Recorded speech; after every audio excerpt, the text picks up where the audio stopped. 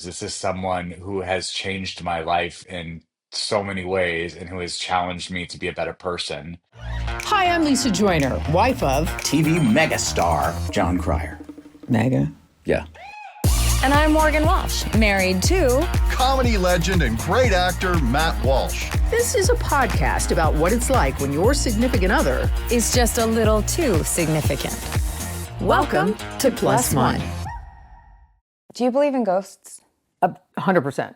We had one in our house. Okay, great. So you're my demo. I didn't know what was going to come at me if you're going to say no, and then I'd have to convince you. No. Okay, so I have a friend who whenever I go over to see him, I want to fall asleep. I mean, really fall asleep. Isn't that a good sign? Right. Like, no, it's not because I realize it does make it sound like he's boring. He's not. Okay. No. But my body physically is like, maybe it relaxes. Maybe it relaxes, or anyway, I'm convinced he has a ghost in his house and that's why. Did you tell him that? I said, now I know, I've been here multiple times. I'm pretty convinced that there is a ghost that makes me want to sleep. And he's like, that's ridiculous. And then he goes, but a lady did die right there. Basically where I was sitting, a lady had died. I'm like, there's 100% a ghost here. How does he know that she died right there? His friend who bought the house from the family of the lady who died in the living room. And so he knew that firsthand that a lady died there. Wow. And I'm sure a lady's died in a lot of houses. Sure, not the same lady. Not the same lady. But I really think that ghosts can make us tired or give us other feelings. We had one when I was growing up. We had a very small house. I say that very contained. Mm-hmm. You know, you can see from one end to the, Mm-hmm. And my brother and I and my mom, and maybe my dad was there. No, I don't think he was there. We're just sitting there watching TV or hanging out, and in comes a friend of mine and says, "Oh, I have to go to the restroom. Can I use your restroom?" And it's kind of a straight shot from, Mm-hmm. and then he goes, "Who else is here?" And I said, "No, just us." And he said, "No, who's in the back? I saw somebody just walk back to the back of the house." And I go, "There is no one else here." And he turned white. Oh, and he said, my God. "No, I saw somebody here." And he explained that it was a man. He was about 6 feet tall, had dark hair. And I go, "No, okay, go ahead and go to the bathroom." Did he want you to go with him to the bathroom at that point? No, but it got me thinking. And there had been a few little weird things that had happened in the house. Like the water would go on in the shower, and then there was wet footprints on the bath mat. Okay, that's 100% a ghost. Right. Like nobody was in there. So these things had happened. Or a belt would show up. A brown belt would show up on the bed and nobody knew where it came from. Goosebumps. Anyway, we found out that a man had died in the house before we bought it. But he was a very nice ghost. He didn't do anything. He didn't scare. I'm creeped out by his belt being left around. I'm sorry, that doesn't seem No, it does sound scary. Well, actually, slightly- just a ghost baseline But as a sounds kid, scary. But you know what? As a kid, I wasn't nervous. For some reason, it just felt like it was fine. And we had a name for him. I can't remember the name, but it was the name of the guy who died in the house. We should ask our listeners to name that ghost. That would be really funny. Yeah, See what come they up with what ghost names. What good Leave it in ghost the names. comments. Yeah. We have an incredible guest today. Who is alive? Very much so. Very much so. And I Alive never and met well. him. I had seen him in pictures because he was the plus one to Tyler Ferguson. And it's hard to take your eyes off him because he's gorgeous. a doll. He's gorgeous. But for some reason, I always felt sort of this kindred spirit to him. I don't know why. There's no reason for that. He knows me from nobody. We've never met. Can I introduce him? Sure. Justin Mikita is our guest. We've had a lot of really I fun. don't know if I told you this or if I mentioned this to you guys, but I'm friends with Conan's wife. Oh, yeah. Oh. We need to have her. That's another one. 'Cause Yeah. John's friendly with Conan. And I'm just like, So is Matt. I keep Yeah. forgetting. Did we need Conan to all have, the She's time. great. We need to have And in- Liza, right? Yeah, and in fact, I might have told you this, Rach, but she came to me like 2 years ago and was like, "Hey, I have this idea for a pilot about plus ones."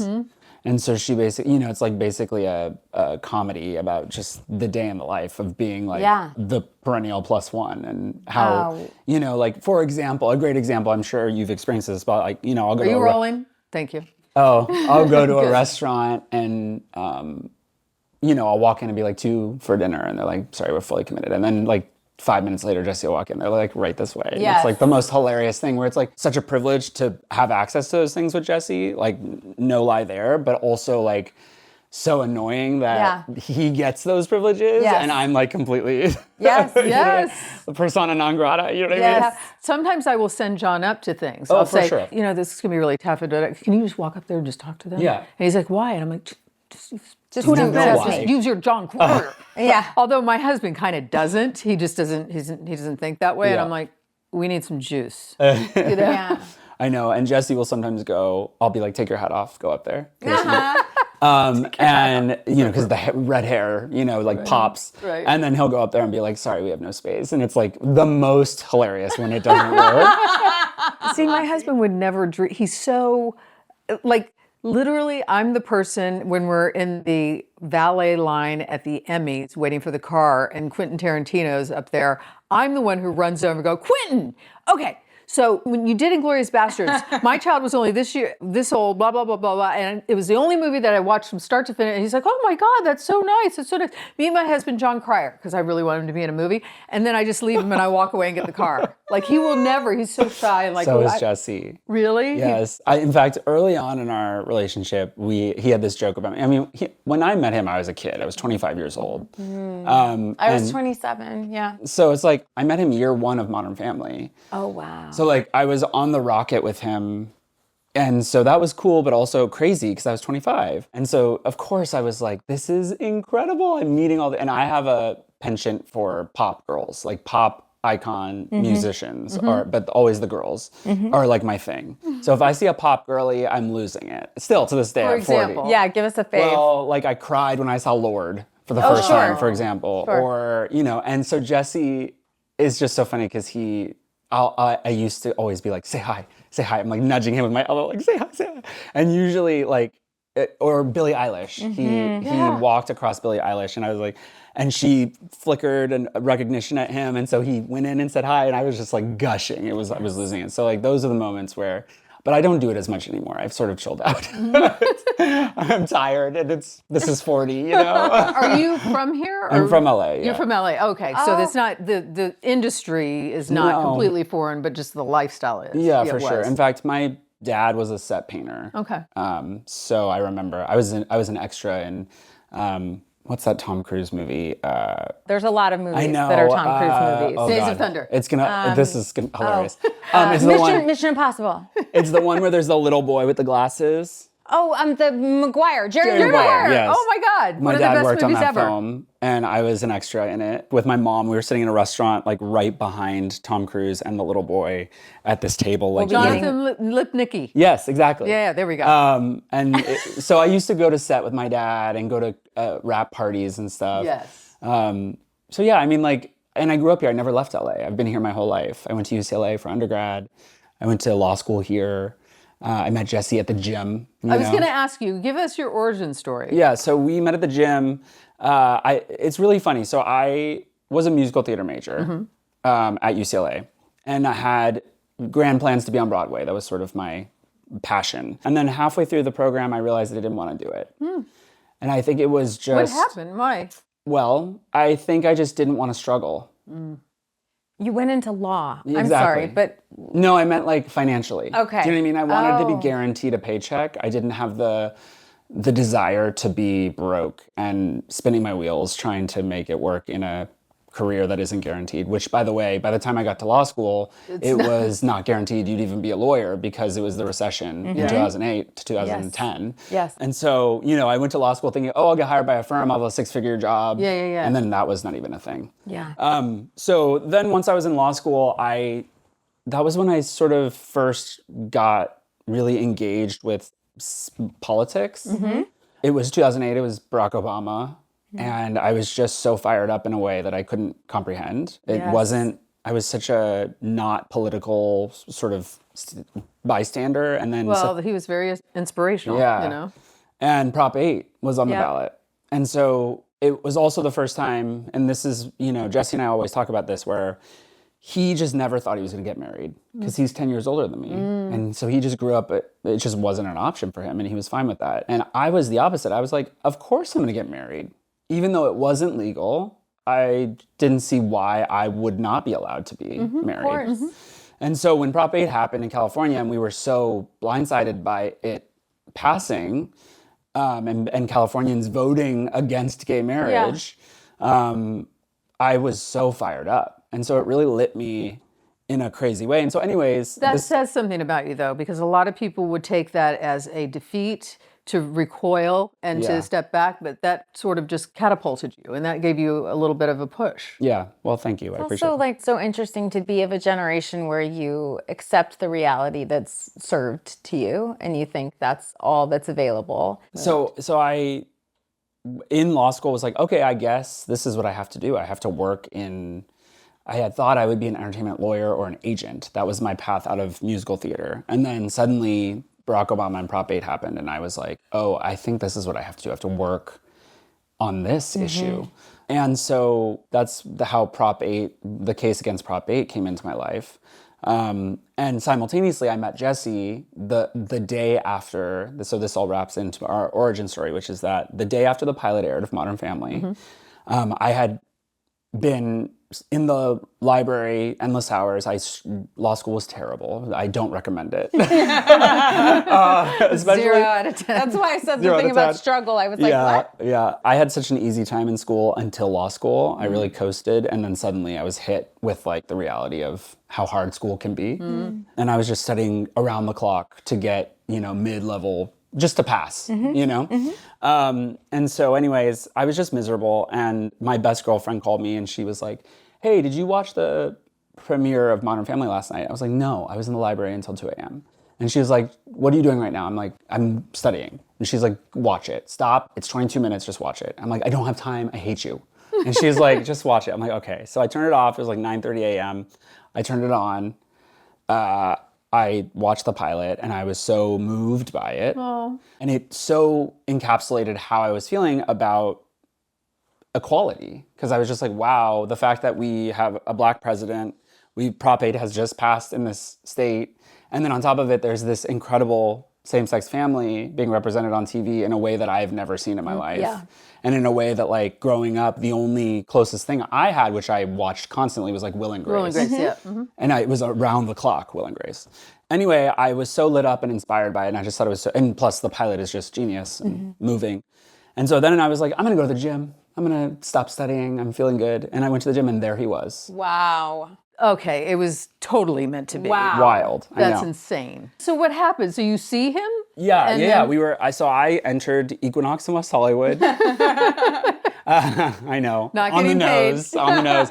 No, Equinox is not paying me for this endorsement. They don't even give me a free membership. We didn't need to guess the name. We knew it was Equinox in West Hollywood. And so when I got into the locker room, putting my bag away, and there he is. And by the way, I know nothing about this man, nor am I even interested. It wasn't like that. It was just simply like, I cannot believe that this is happening. I just turned off the show. It means this much to me. So anyways, I told him.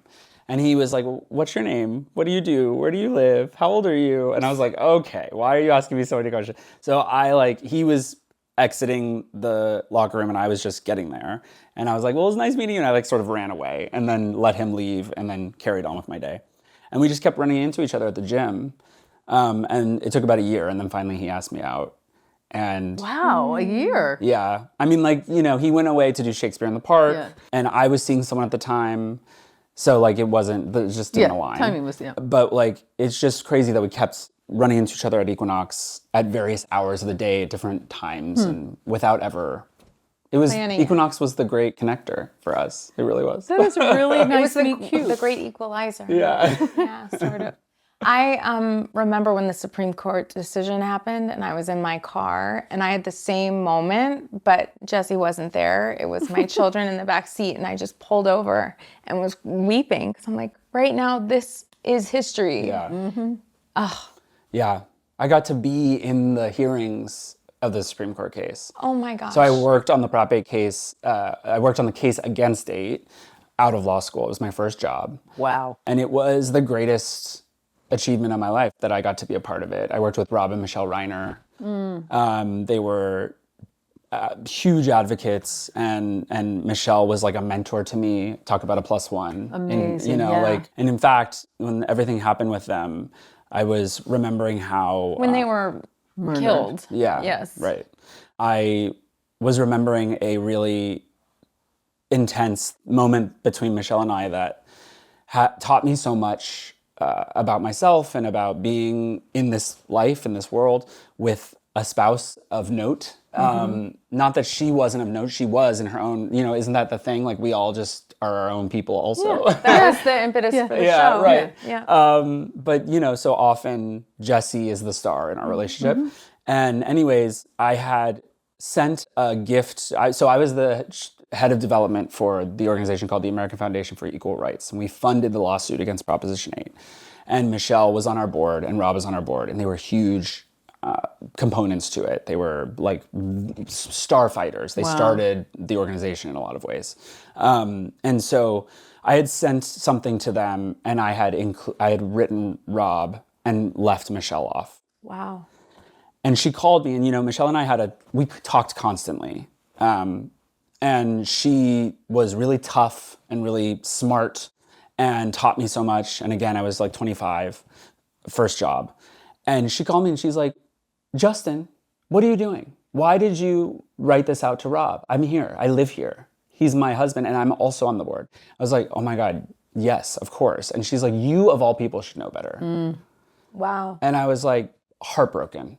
But in retrospect, it was like one of the greatest lessons that I ever learned from her at a very early time, when it was like, Jesse and I were new and I was young, and she really taught me that lesson early on. And so I feel that now. Now that I'm at 40, like, there are times when I feel that, where I'm like, I exist too, Yes. And so it's just like a really pivotal moment for me during that process. That's Gift really that special. she called you. Oh, yeah. And told you. Yeah. I mean, that would be a tough phone call to receive, but it is a good lesson. Yeah. When I was an entertainment reporter for 15 years, about midway through that, I stopped the, hey, Jesse Tyler Ferguson, can I ask you a question, to, hey, Jesse and Justin, how are you?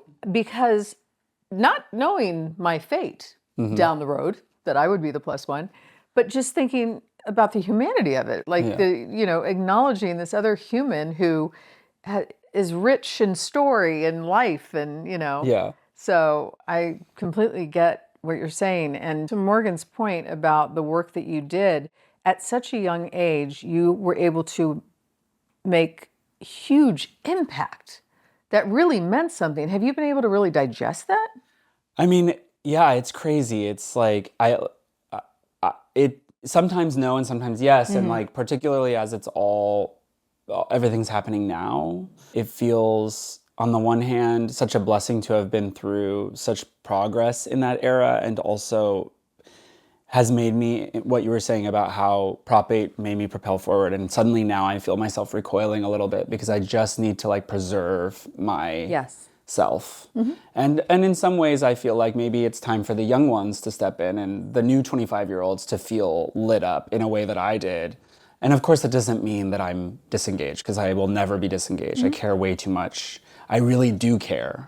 You know, it's like I can't not. But at the same time, I can't consume the news in the way that I was, and I can't, just for my sanity and also having kids. Yes. You know, I just feel such fear for my children constantly in a way that I did not expect. I mean, parenting is a mind fuck. Yeah. And they don't tell you, they always tell you that you're not going to get rest and stuff. And I'm like, fuck that. That's the easy part. Yeah. The hard part is looking at them in their crib while they start walking, when they go to school, and going, my whole world is wrapped up in that little human that's walking away. It's your That's heart right. walking around outside of your body. Yeah. You're just watching it. That to me is the hardest part. That is so hard. And it's just like indescribable. You can't put words to it. I can't talk about how intensely I feel concern for them. Yeah. There's also a powerlessness when you have the greater elements, the political climate. Bigger elements are that we're powerless over, other than the work that we do. We just don't get the payoff right away. And so it does feel like we could be sending our kids to the wolves. Yeah. You know, it's like, I don't want to do that. I want to set up a padded perimeter where they are perfectly fine and perfectly safe. But then I remember like all the trials and tribulations we go through build resilience and make us who we are. Yeah. I love that you identified your path, that you got exposed to it and said like, this is what I want to do. And then to be able to work directly on that case right out of I know. I was so lucky. And the most beautiful thing about the whole experience was we were all the way at the Supreme Court, got to sit through the hearings, got to also watch Jesse on his show marry his partner. You know, I had writers from Modern Family calling me. I don't know, was it season 6, Rach? They were calling me like, is this going to pass? Is Supreme Court going to overturn this case? And I'm like, well, you know, we're like here literally on the steps of the Supreme Court. Like, yeah, at the time it was I missed that Supreme Court. And, you know, they were it was looking good. And so they were like, we're going to not break story on the Mitch and Cam wedding unless it passes. And so they were literally in the writer's room waiting for us to tell them if we think it's going to go.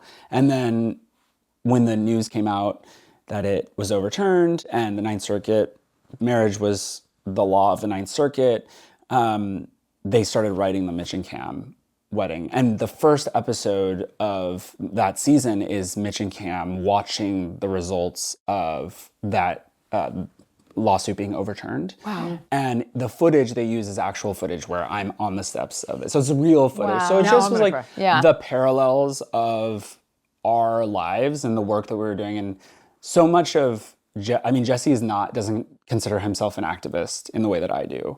But I think activism comes in such different forms.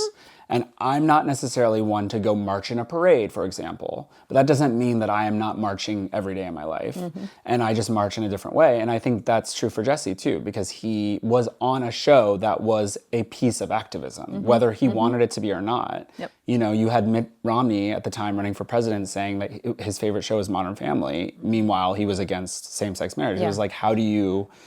And so it was like such a cool moment in all of our lives, of course, and then to be alive to see the White House lit up in rainbow and to, you know, just all of those things. It's such a beautiful moment, and I have faith, and I have to have faith that it will be resilient and it'll come back. And there's conversations we're having now that we're not even having before, right? Now these things they're out, we're talking about them, and we cannot go back in the bottle. I want to know about your children. You've got some cuties. So how old are they?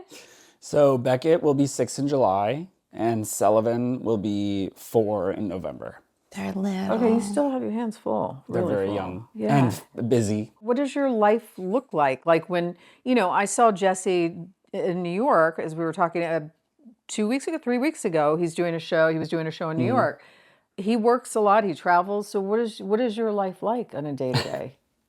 Well, you know, it's so funny because he's a theater kid and I get it. So am I. And we also live in LA because my family's here and I'm from here. And I suppose we could move to New York and maybe that would simplify things, but then it means I'm leaving my family behind. But that being said, he can't say no to theater. He loves it so much and he's great at it. So it is a lot of compromise. You know, I'm lucky that with Modern, he was here for 10 years and we had that time to be like settled. But now with children, I certainly didn't sign up to have children by myself. So there's that piece. And he doesn't love being away. But I also really know that as a creative, he is so much happier and fulfilled when he's working on something that's creative, that he believes in and is inspired by. And so, of course, I'm supportive of that. So it's hard, you know, this particular play, True, he played Truman Capote, and he was gone since February 6th. And he just got back on Monday. And there was some back and forth that happened, and we went out there a little bit, me and the boys. But, you know, my 5-year-old's in kindergarten, so we're here. And it's tough, you know. But Jesse's co-stars, Ty and Julie, were doing this during Modern. I suppose the difference being like, Well, there is no difference. You know, like they had young kids and their spouses were dealing with the children while they were off at work. I mean, Modern was a pretty cush schedule. So they were also in LA. So if they lived in LA, it wasn't, you know. The only cushier schedule would be 2.5 Men. Yeah. Half-hour sitcom. Yeah. You know, with the theater schedule, it's brutal and opposite a children's schedule because when they're in performance, you know, they're late night. It's hard to wake up in the morning. The kids are ready to go, you know. We talked to you as both of our husbands are traveling and doing theater right now. Currently. Oh, Yes. yeah. Yes. Oh, yeah. John's in Spelling Bee. Yes. That's so John's in exciting. Spelling Bee. Yeah, he just started. Did you see it? I saw it before he was in it, and then I'm going out next week. Okay, cool. Yeah, to and you see know him Jesse in it. was the original Leaf Coney girl. Yes, Yeah, yes. Yeah, I heard that. It's such a great show. It's so joyful. Sweet. I know. It's such a joyful show. That's what I like What's about your it. husband doing? He does improv, like so he's cool. traveling with an improv Awesome. troupe all around many, many cities. And he's very unavailable Yeah. for family. Yeah. And But 3 it- kids. 3 kids. And chickens. And I have chickens too. You You do? do? Yes. You do? But here's my thing about the chickens. They're Jesse's chickens. So That's I'm mine are Matt's chickens. I Yeah, refuse to I'm- take ownership. I'm the cruise director of my household, and I'm very much in charge. And Jesse was like, I really want chickens. I'm like, fine, they're your chickens. That's the I will same. not participate in the chickens. So they are being taken care of when he's away by someone I don't know who, and it is not my job. I refuse to. do it. Good. That's Boundaries. that's the boundary I set. They are my- your chickens. I did name them. What are your? Can you give us a They're couple? the Spice Girls. Oh, I was gonna ask you if that was your pop star. Like, I mean, love. Brittany's Yes. my original Oh, sure, love, but the Spice Girls. So we had 5. We had 5. One passed away, so we're down a Spice. I don't know. I'm not sure which Which one. spice? 40. You don't- Probably Ginger because she left first. oh yeah, Okay. All right. We have we have 8 hens and a rooster. Oh, And very similarly, I was like, no. do you still get eggs? Yes. No, you get. Sometimes See, this I is get a whole them. I thing. don't know this. Tell me. You get eggs, and actually, the latest hen we have is one of the eggs that was fertilized that a friend of ours' son raised. Oh wow. Kept it warm, and then it hatched, and then he dropped her back off with us, so now we have one more chicken. But I said the same thing to Matt. I'm like, these are your chickens, but somehow they're still my chickens. I actually do not participate in the chickens at all, and I've been set foot in the coop. I haven't fed them. I don't check the don't know if water. they're alive. I don't do anything. The only thing I don't know if they're alive. They are alive. But I do eat the eggs, Yeah. of course. Okay. Well, that's your duty. Yeah.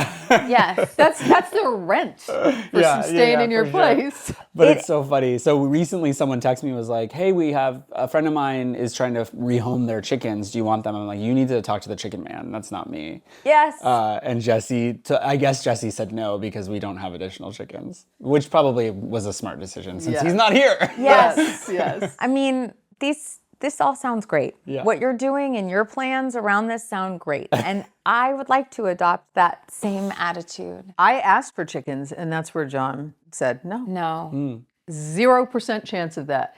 That man will give me anything except chickens. Chickens. Yeah, he was not. He was like, you want an infrared sauna? Great.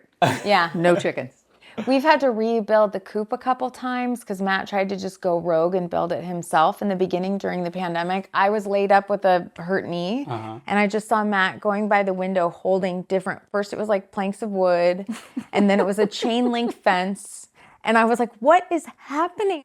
So you are managing. It's very difficult. We are, part of the reason we started this was because, we were chatting about how interesting it is to be the plus one and sort of been kind of put to the side and stuff. And we talked to you real briefly the other day about your experience on red carpets and stuff. And you said oftentimes you get confused. Oh with yeah, people. yeah. I'm most of the time with David Burtka, Neil Patrick Harris's husband, who we're dear friends with them and adore them so much. And for some reason, I'm always, even when I'm standing next to Jesse, confused as David. It's happened like 3 times in the last week and a half, actually. Wow. I don't know why in particular this amount of time, and I don't know why sometimes it's more often than others. But like someone came up to Jesse and was like, hey, I was such a fan of your work, and I loved you in Gypsy, to me. And David, David's an actor as well. And I'm like, he thinks I'm David. Or like people will actually call me David. Oh my gosh. It would be one thing if they were confusing Jesse for Neil, Right. which that has happened also, in which case that makes some sense. But when they know who Jesse is and then they still think I'm David, I'm like, well, David's just married to everyone, I guess. Or I think didn't you say something? It's like there's only one gay couple. Yeah, there's only one gay couple. It's Neil and David. Well, does David ever get confused for you? I have no idea. I should ask him. You should, Yeah, yeah. Well, we can ask him when we have them on the show. Yeah, for sure. Ask him. It's so funny, but whatever. It's so funny. It's sweet. I'm flattered to be mistaken for David. We have decided, like, you just have to have a strong constitution. Like, these things are going to happen on red carpets or anywhere. And sometimes our own family members will prefer our spouse over us.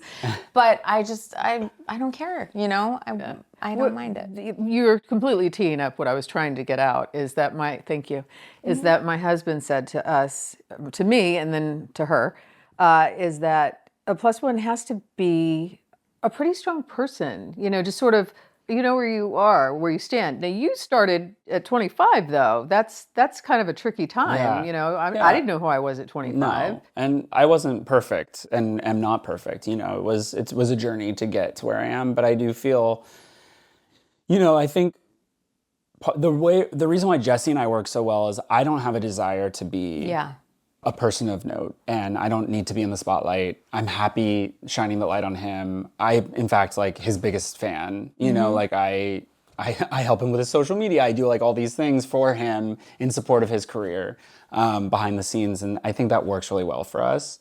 And, you know, I just think it's challenging, you know, it's like, I want him to be, I want to be as big a support to him as I can, and also maintain my own independence. And I am very independent. I'm very creative. I have ambition.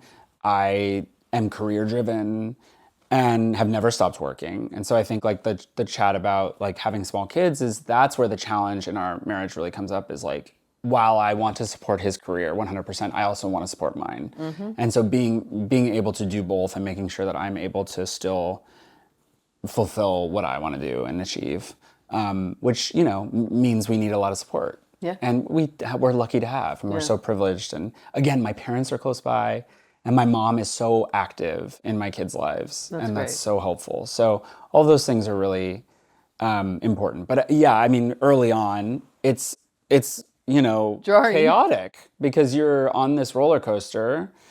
It was a rocket ship, modern.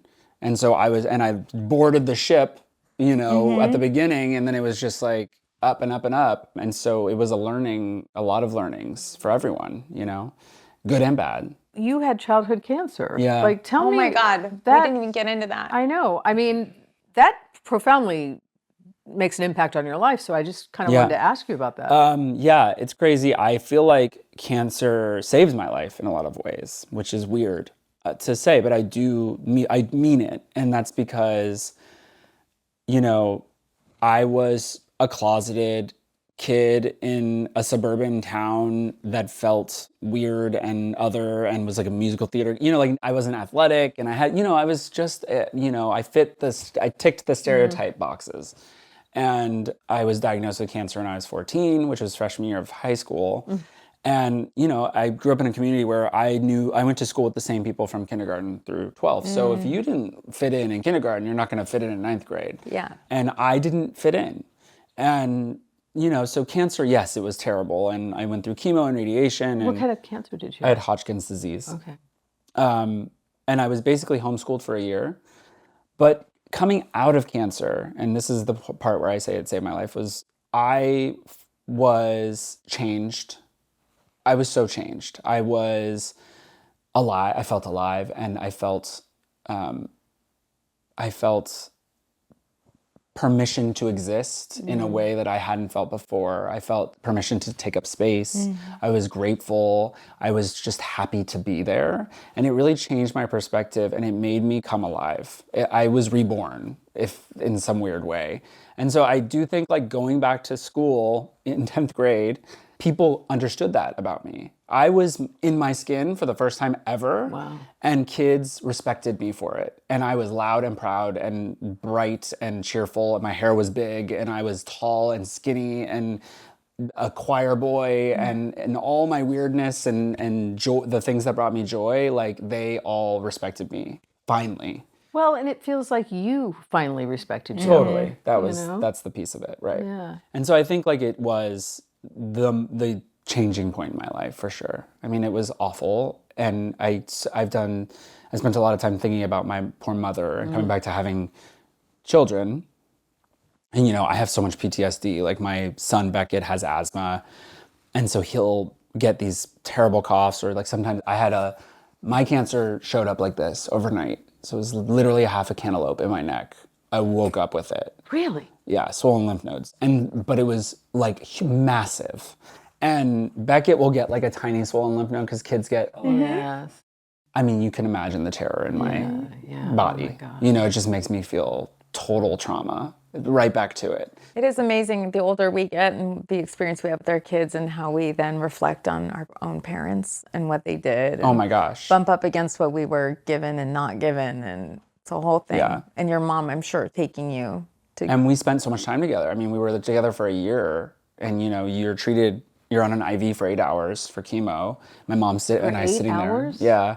Wow. And my mom would sit with me and we'd laugh and Play games. tell stories and play games. And my dad was working, and it was just like we spent so much time together. And so God bless my mother, the hell of that. Yeah. What's your mom's name? Christine. Christine. Chris. Do you have any other siblings? I have three siblings. She's managing all that? Well, I was 10 years later. Okay. They were older. Okay. Yeah. So I was basically an only child. So luckily, because that would have been a lot. Yeah, it was already a lot. Yeah, for sure. It was already a lot. You learned a real life lesson very early, and that's interesting that's when you sort of figured really out did. who I was. Yeah. And I think I often think, because I'm still just because you're a cancer survivor, most cancer survivors are in long-term care. We have all these issues related to the medications, because the medications they're giving us are poison. Yeah. So, it's like they're killing cancer with drugs that unfortunately give you other things. And so I don't have my thyroid isn't active, so I'm constantly dealing with this. I'm getting my heart checked, various things. You have to get regular screenings too, Yeah, right? And annually. each one, it's like, Yeah. I'm Yeah, not, totally. that's... Yeah. Cancer as an adult, I think about it, and I think about what happens to adults who have cancer. And I've known some. In fact, I lost one of my best friends to brain cancer. He was diagnosed at 38. And I just think when you're a kid, you're so resilient and powerful, and you don't take no for an answer. You just death isn't, I didn't comprehend any of the complexities and darknesses. I just was a kid who was let's do what we have to do. And that was it. It was the first encounter with cancer I had ever had, fortunately. And even still, I knew, of course, that cancer was bad. I had heard enough to know at 14 that cancer is not great.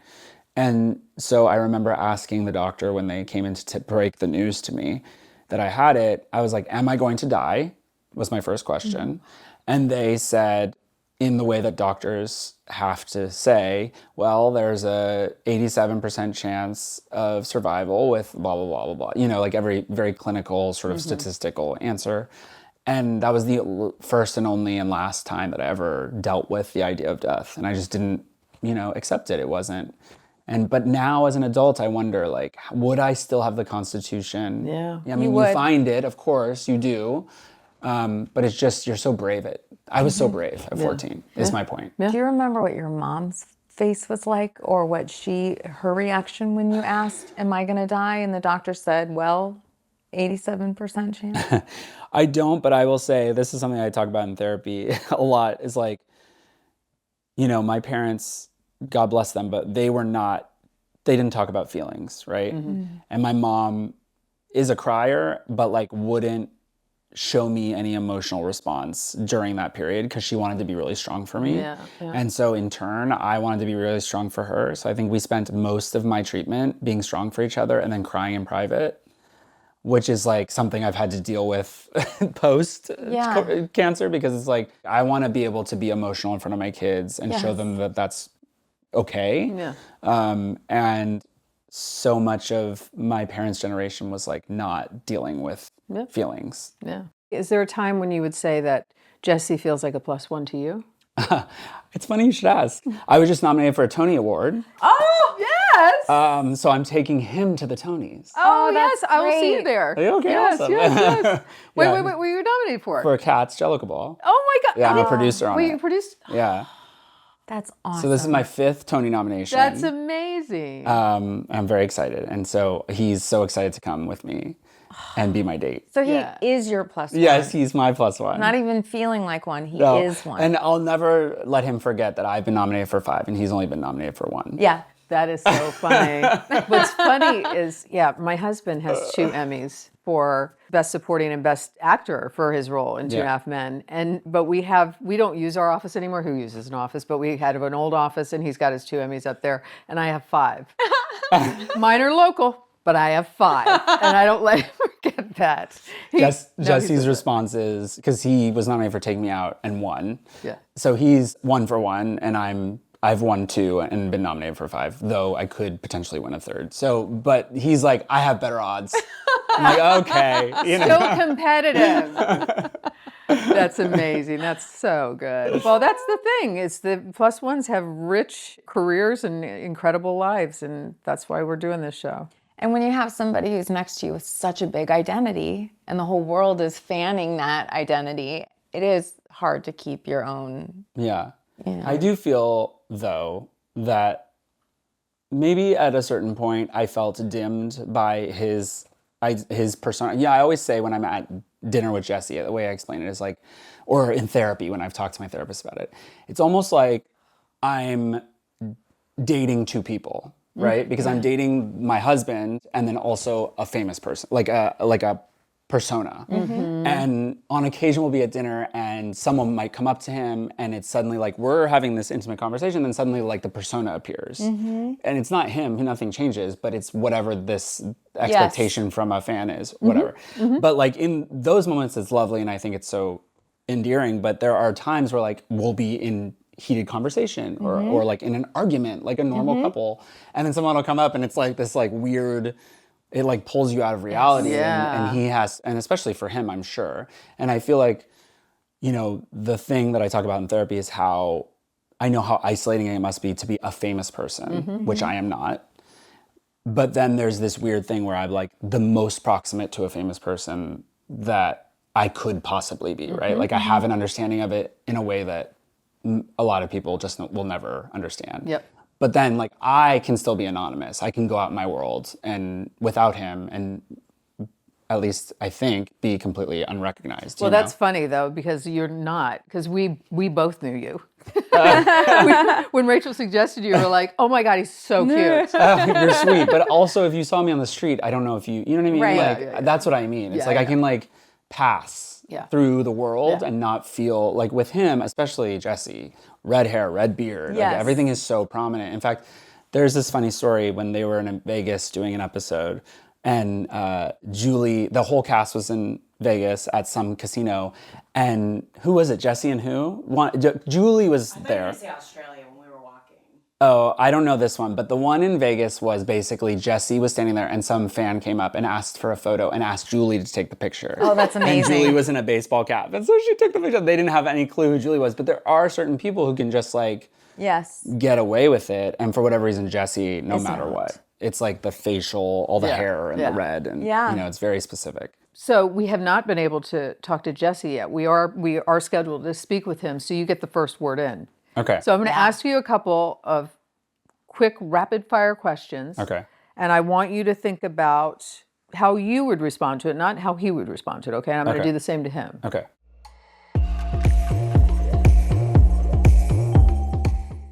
All right, Justin. Between you and Jesse, who apologizes first after a fight? Jesse. I do. That's what he said. I mean, that was like a no-brainer. In fact, that's the one thing he needs to work on. Yeah, like you can apologize. It's okay. Who's the funny one? Well, I mean, I'm married to a Emmy-nominated comedian, so I have to say Jesse, but I'm funny also. Yeah. I think just that's true. mostly I'm funny and not trying to be. No, you're really funny. He has bits and I just am funny. You know? Yes. I mean, the natural answer is me.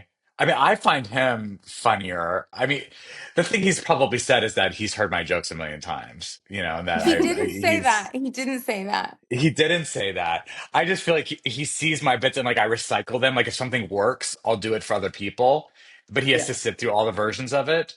Or sometimes I'll workshop a joke, and so he'll have to like sit through all the versions of like me workshopping it. But I feel like he probably would have said that I was the funnier one. He did. Okay. He did, but He did, but he also- said, I'm also funny. But yeah, it's like I don't necessarily agree with that. But I get paid to be funny, so I guess I have to say that. Who's more romantic? Jesse? Can you give us a romantic gesture?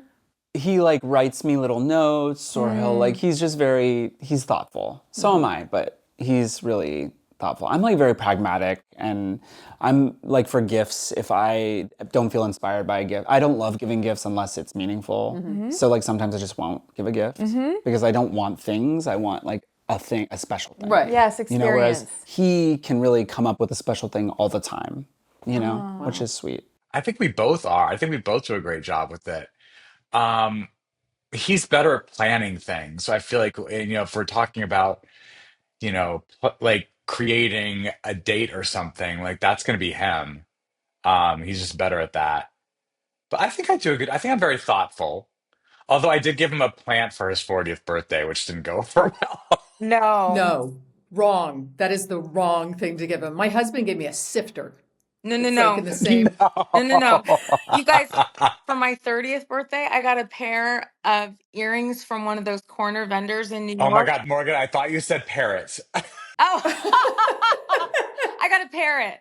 No, I got a Okay. pair of earrings from one of the corner New York vendors that he put inside an old sunglass case that he found around our house. Oh my God. And I even said, I'm like, it's my 30th. Like, I need this to be special. It's my 30th, please. And he was like, he was so excited. He was like, I'm Oh. being green. I'm being green. Look, I Oh. didn't use wrapping paper. Oh my God. That's pretty great. He said that you were, Oh, really? because you write notes and you're very thoughtful. Well, I do that. In fact, I told him he needed to like, if I don't care about a birthday present, but I at least want a card Yes. Yeah. with like some nice words. What's your love language? Well, I don't know if Gifts. I don't know if it's an official love language, but I'm such a planner and caretaker. Like I am a cruise director. I'm very much like, and I'm a problem solver so it's like all the pragmatic stuff. I don't know. Maybe it's gift giving. I don't know. He said he's the planner, caretaker, sort of cruise director. That's absolutely right. Yeah. Acts of I think so. service. Would that be acts of service? Yeah. Yeah. I was going to say he's acts of service for sure. And just even in his work, like I would think, he gets a lot of satisfaction and joy and pleasure out of, making the world a better place. So I feel like acts of service and he makes our lives better by, just being a cruise director. I'm laughing that you said gift giving right after saying you gave him a plant for his 40th. I know. I kind of panicked. I'm not gonna lie. I definitely panicked. And there was something else with it, but it wasn't. A shrub? There was a trip around it. It was a shrub. No, it wasn't a shrub. It was a money clip because his other one had broken. There was a trip involved as well for that time. So like I sort of felt like we were doing other big things, and this was just like a sort of smaller thing on the day. It just didn't go over well. Who's more patient? Jesse. I love that. I'm a reaction. cruise director. I'm a planner. Yes. I'm a problem solver. Who's more patient, Jesse? I think I am. I think he agrees with you. Really? Yeah. Yeah, I also blow my top quicker. Like he's better at keeping his top cool. Like when I do explode, I explode, but he lets it simmer. Oh. He Yeah. reduces the au jus. Yeah, He yeah, makes for it- sure, for sure. Who's the better cook? Jesse. We all know this. It's me. Oh, well, that's what he said, but I didn't know that. I didn't You're a know. baker. Oh in no, the my God, kitchen. no, he's useless in the kitchen.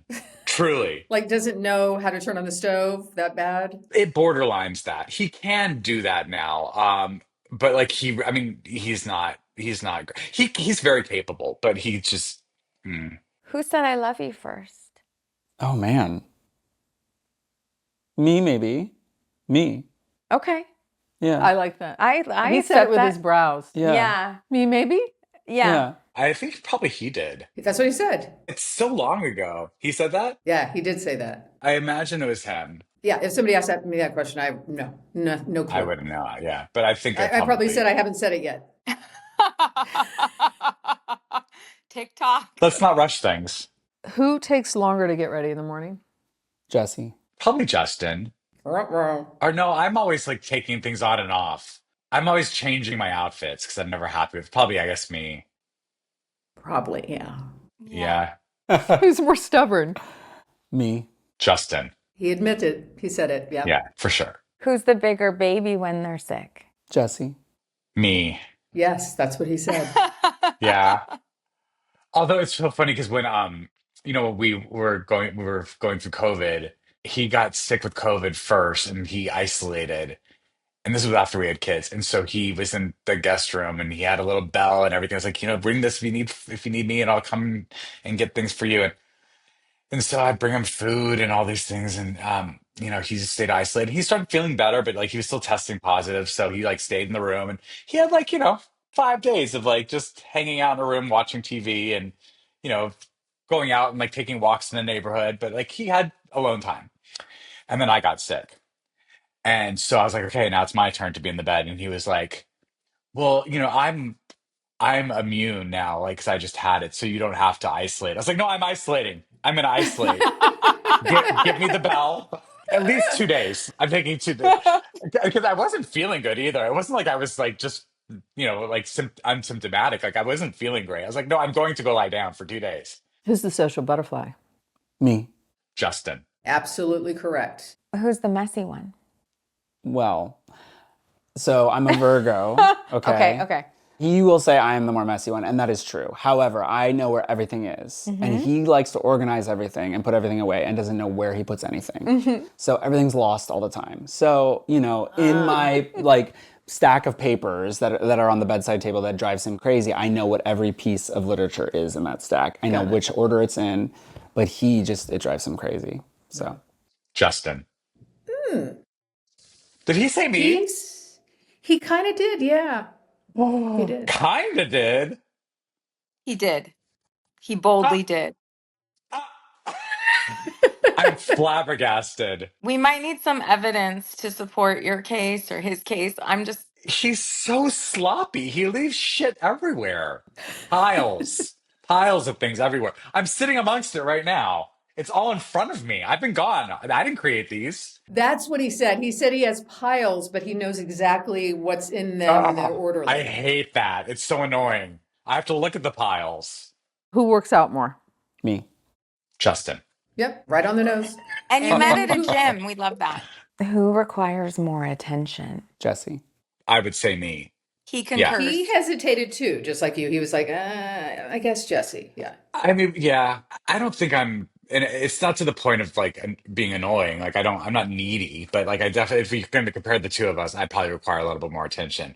I'm also like, I'm paid to entertain people. So like, I have that gene to like, watch me. And when they're not watching me, I get a little sad.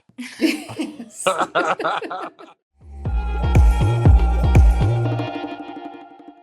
Jesse was just talking about, I was telling him what a joy it was to meet Justin, and you were saying something so lovely. I just want to make sure that it recorded. Oh, yeah, no, I was gonna say, Justin, with his work for marriage equality, I, being 10 years older than him, I just never envisioned a life of being married to a man, and he did. And that was really inspirational for me to like meet someone who was like, oh yeah, we could absolutely get married. And I was like, well, it's their laws. And like he's like, oh, we'll just change those. And he went into the trenches and actually fought for marriage equality and like was doing the good work. And I don't know if he told you this story, but when when my character got married on Modern Family, the writers of Modern Family were talking to Justin. He was like a direct pipeline for them because he had inside information and they were like, trying to break stories for the next season. And they're like, can Mitch and Cam maybe get married? And he's like, well, it's looking good. He was sort of an inside voice to that. And then when it ended up happening and my character on Modern Family was talking to Cam about getting married, they had my character sitting in front of a computer screen watching, the celebration on the steps of the Supreme Court. And I don't think they knew this, but what they were showing me, whatever like sort of stock footage that they found or whatever they were pulling from the news, I was seeing images of my husband and his foundation on the screen as my character. So it was a real full circle moment for me to like have my life being changed in so many wonderful ways, but also being able to be a touchstone pop culturally for that moment as well was really powerful. And then to watch sort of as my character, my real life unfolding in front of me on the computer screen, it was very profound. Tell me, Jesse, are there any times where you feel like the plus one to Justin? Those moments have happened more and more frequently, which I love.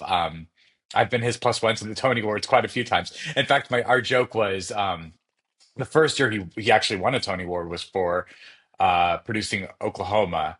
And at that point, I hadn't even been nominated for one. And I was saying to him, I was like, God, Justin, I mean, I've been at this for 20 years, and you dip your toe into, the Broadway theater community and you immediately get a Tony Award. And I haven't even been nominated. I was like, I'm not feeling bitter, but I just want to flag that. But yeah, I've been his plus one to the Tony Awards a few times, and to his work with the HRC, the Human Rights Campaign. He was on the board of that for quite some time, and I was always happy to sort of be there to support him. And um, as his time was wrapping up there, he was being asked to speak more on behalf of the Human Rights Campaign. So at these galas, he would have to get up on stage and introduce people. And it was really fun to sort of sit back and let him do that work and be in front of an audience, which I knew he hated. He doesn't love speaking in front of people, and he doesn't like being on camera. So it was sort of fun to watch him navigate that from the safety of my own seat. You would like to see him wiggle a little bit? Yeah, I do. It's fun. It's fun. If you were to introduce him, like a Lifetime Achievement Award, how would you do it? Oh my God. Oh, well, I mean, I certainly, whatever I say now is going to be a very raw first version of what I would probably end up saying because Yeah. it would be very emotional for me to have to do that. I mean, I think the thesis or the general idea of what I would say was this is someone who has changed my life in so many ways and who has challenged me to be a better person. Um, which is sort of cliche, but when I mean, I think I saw that potential in him even when we were dating from at the beginning of our relationship, and I was meeting this guy who was 10 years younger than me. There was a spark in him that felt different, that felt mature and felt grounded in a way that some of the people who were like my own peers didn't. I mean, and I think that just is uh, that sort of just points to his maturity level, but also his drive and his um, passion to make the world a better place. I mean, I think that's been alive in him since before I even met him, and it's only gotten stronger.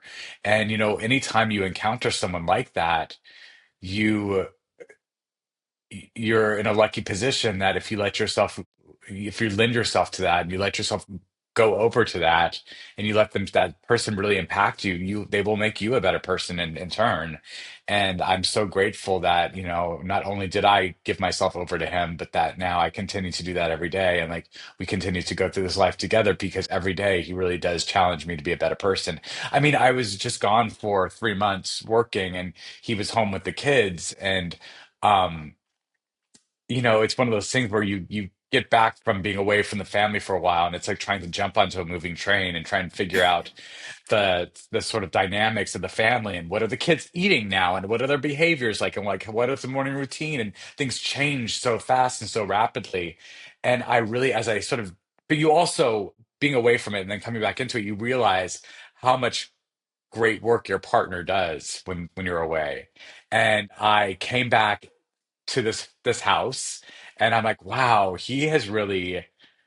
I mean, he really does an incredible, remarkable job of keeping the fort tied down, and I can tell that the kids are responsive to that sort of rigidity in a way, but he also, I know that they're having fun with him too. And like, that balance of being a stern parent with rules and consequences, but also seeing, kids don't hide when they're happy about things and when their lives are good, that they just live that very fully. And I see my kids living very fully. So I know that they're also thriving in this atmosphere that he's created. So I'm astonished by his ability to sort of juggle his life and be an incredible parent because I know how busy he is when I'm away, because he doesn't have that extra set of hands, and yet our kids are thriving in a way that like I'm just astonished by, and that for me is just really remarkable. You naturally went to where I was going because Morgan and I have different experiences as plus ones. I mean, now mine is sort of mimicking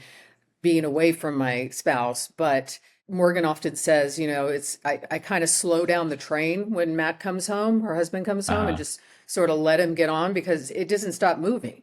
Well, yeah. I said to him, actually, I mean, you're giving me more credit than I deserve, Lisa, because actually what I said was the train will not be stopping.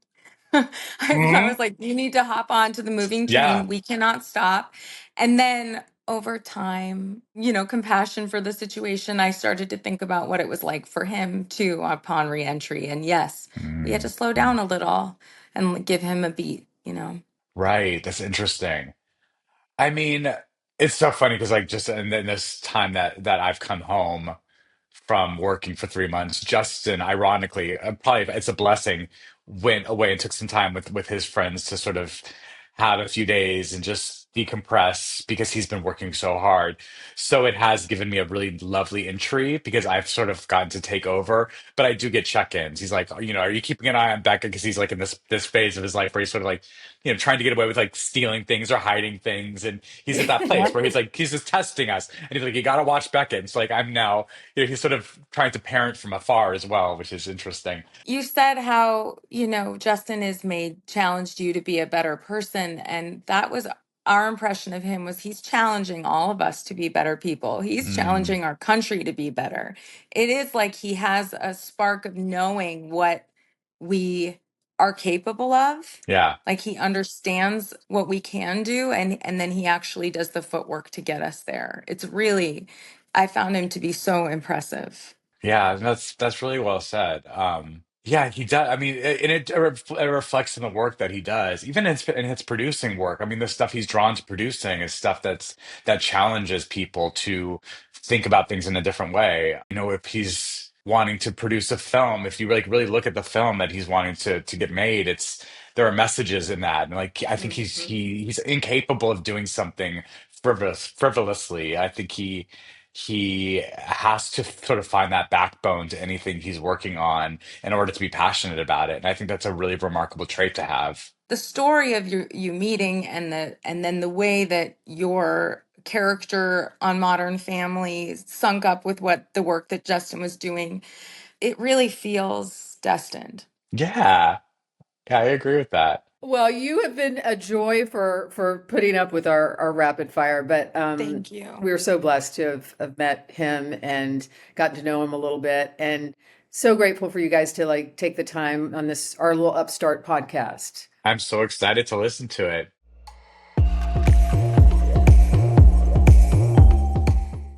One thing I really we like to ask is, for example, Jesse's known for so many things, his prowess in the theater, Modern Family, all that. How would you like to be known? I was thinking about this on the way over here. I just want to be known as someone who's kind, who made a difference. I feel like so much of my professional life and personal life is spent trying to make a difference locally in the community, in national politics, in the arts. I sat on the board of the Human Rights Campaign for 7 years. HRC is one of the largest LGBT organizations in the country. Mm-hmm. And so I sat on that board, and now I'm on the board of the Center Theater Group, which is the arts org downtown, the Amundsen. I produce a lot of content and TV, film, theater, podcast, and I want to make things that make a difference, make an impact. I just want to be an awesome, positive part of society, even in like the most small way, you know, like in my community, my friend group, or my home, my family. I just want to make an impact and keep continuing to do the work, both outside externally, but also internally, bettering myself. And those are the things that I just want to be known for, you know. Like I think back to when I was 25, I'm talking about being on the roller coaster of a plus one, and I've done so much work on myself, and I'm such a better person than I was at 25, and I'm really proud of that, you know. And then on top of it, I've achieved many great things, which are also really inspiring and impressive, I think. And I'm proud of myself for those things. So like, you know, as long as I can continue to both do both things, both better myself and be a better representative in my family and also in my community, then that's what I want to be known for. That's amazing. I have a personal, just because and I'm just trying to make Morgan cry. I'm really moved by the work that you've done, because, you know, it's very important to somebody who's very dear to me. What could you say to kids, especially in the community, kids that are struggling with identity, with feeling othered, with feeling that they don't deserve to exist? What words do you have for them right now? I just got chills. It's so funny because I had my youth, I always knew that I was gay, I think, but I was not out until I was in college. And I had Will and Grace as my companion, and and the first time I ever met the cast of Will and Grace, I almost lost my, that was talk about say hi. I'm sure. I was losing it. But I found a community of others in my small town where I grew up, Simi Valley, that accepted me for who I was and how I was. And they were my rock and support, and in a way that was really important. So I would just say to young people, like, find those people who stand by you no matter what, and hang on to them, and it'll get better. It'll continue to get better. And, you know, that's it. Like, I had to latch onto the people that really protected me until I got to UCLA, and then found a new batch of people that protected me. And as you develop over time, you start to feel grounded in your 2 feet, in your identity. And that's when the roots start to form. So I think, you know, but it's so hard, and the noises and social media is so toxic, and all those things are really challenging. But just know, I would say to kids, like, knowing that there's so many people who care about them, and also who are doing the work every day. You know, it's my biggest goal in life, is to continue making a difference in the queer community. Yes. And I will always stand for the queer community until the day that I die. And even in small ways, you know, I plan, Sullivan, my 3-year-old, is in preschool, and I throw a pride parade at his school. And it's so silly and cute, but it's like, you know, and they're preschoolers. So it's like, we have the kids make pride posters, what they write, what they're proud of. And then I go and I read family books, and then we march around the playground with our signs, and, you know, everybody's sign. Sullivan said, "I'm proud I'm a fast runner."